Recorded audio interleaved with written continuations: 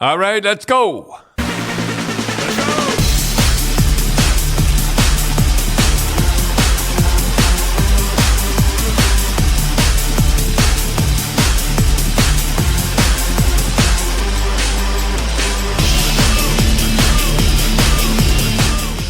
Hello, everybody, and welcome to this week's edition of the Don Cherry Grapevine podcast. This week, we're going to run a 1982 interview that Dad had with Freddy Shero, who was the coach of the Broad Street Bullies, won 2 Stanley Cups. And this was shot in 1982 when Dad was doing the Don Cherry Grapevine show in Hamilton. And during this interview, of course, Dad and Freddy Shero probably coached the 2 toughest teams, the Boston Bruins in the 70s and mid-70s and late 70s, and Freddy Shero, who coached the Broad Street Bully in the early 70s. And boy, let me tell you, they had some battles. So during the interview, they'll be talking about a few things. They'll be talking a lot about fighting. They'll be talking about violence. They'll be talking about sending players on the ice to fight. And the one thing they do get into a little bit is the 1976 Philadelphia Flyers versus the Soviet Red Army exhibition game right in the middle of the season, and it was a big deal because it was the Stanley Cup champs versus the Red Army, and the Flyers handled them pretty easily, winning 4-1 in a Freddy goes in at how they beat him, but they basically ran him out of the building as much as anything. And also they'll talk about Kate Smith, who used to sing "God Bless America" before very important Flyers games. She would come on the ice and sing "God Bless America," and I think she was like 8-0 when that happened.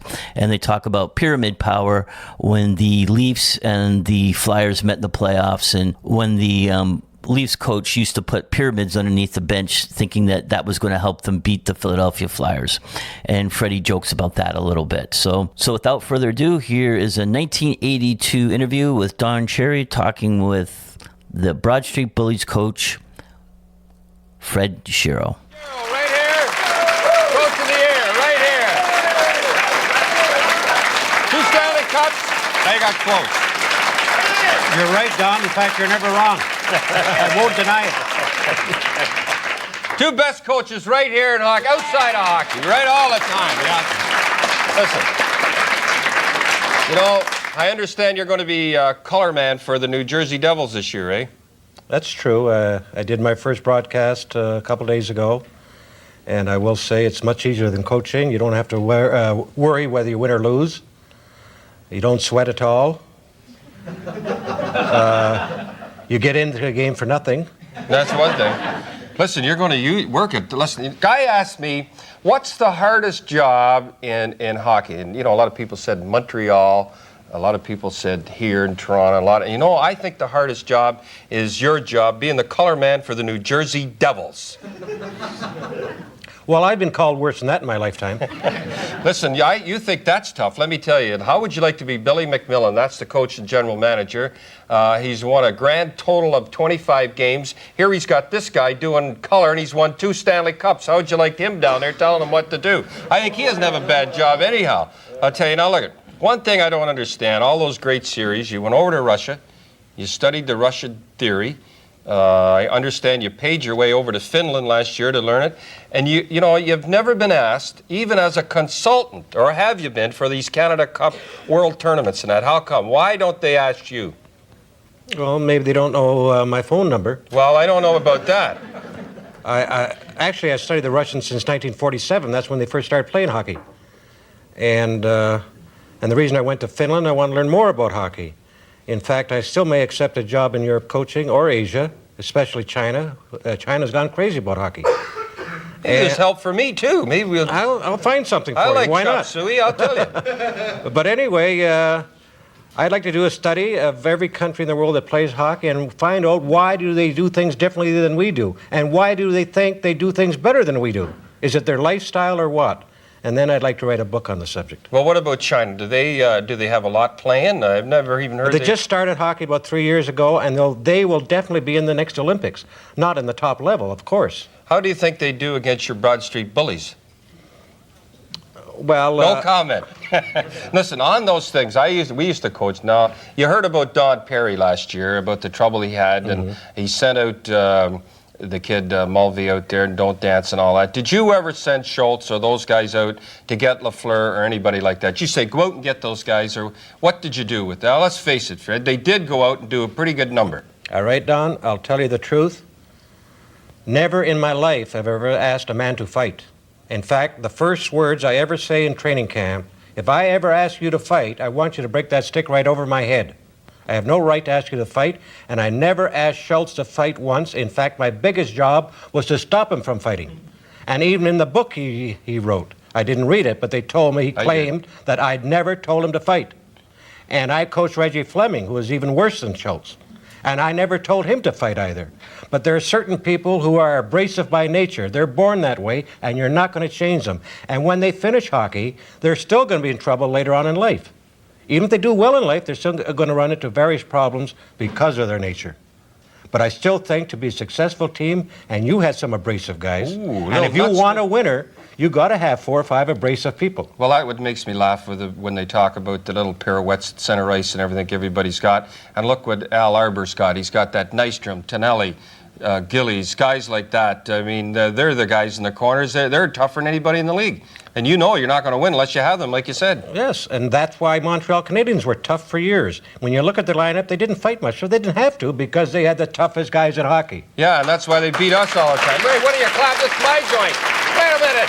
They're clapping. They beat me out. What kind of customers are you? Imagine that. Beat us out all the time.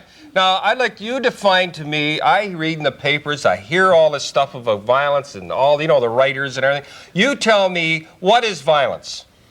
Well, it so happened we held a little conference in Finland, and I was there with some of these so-called educators, and we talked for about a half hour on the subject of violence.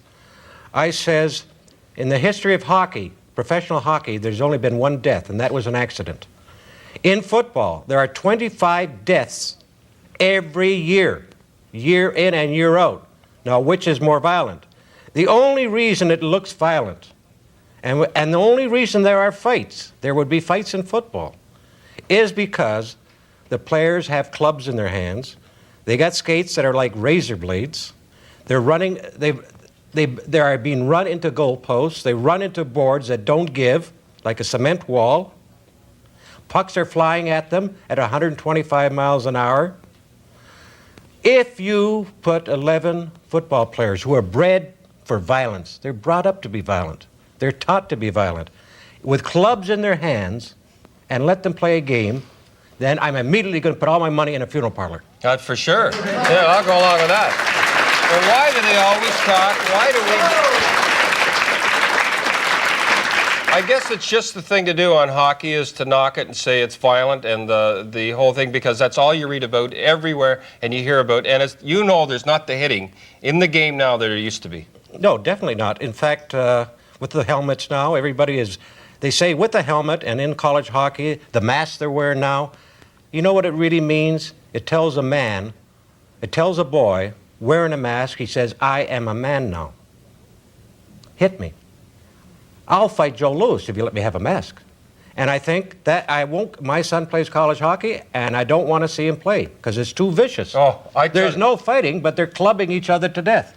I went down to see Queen's University play Western, I think it was.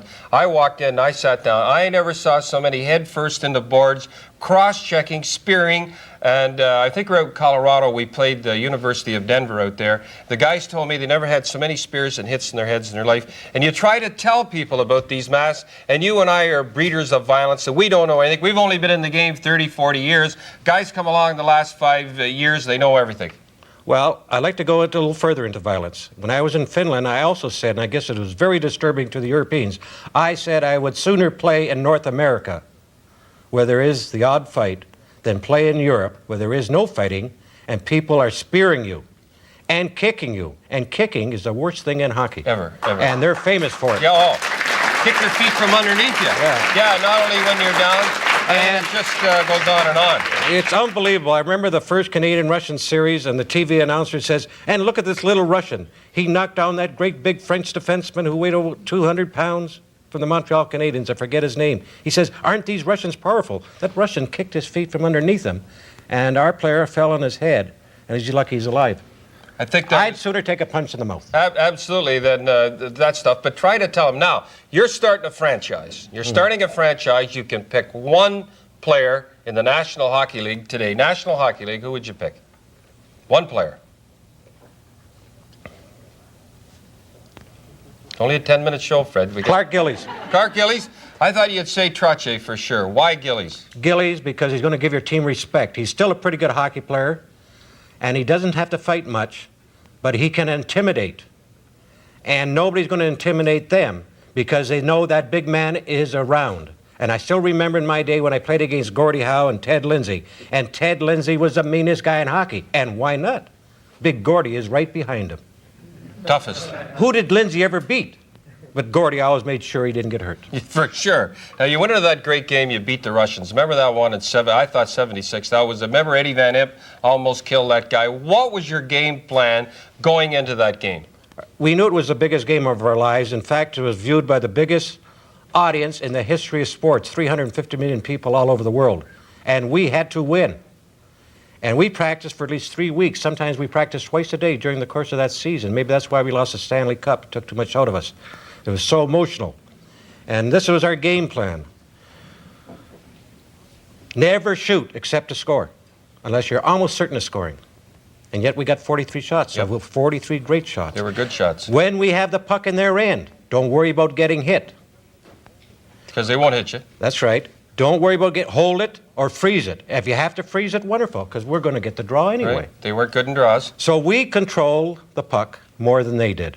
And when they start the silly nonsense of zigzagging and curling in their zone, we just held our ground. You've got to come. So they made 20 passes in their zone. We wouldn't move. And we lined up 4 or 5 men at the blue line, their blue line.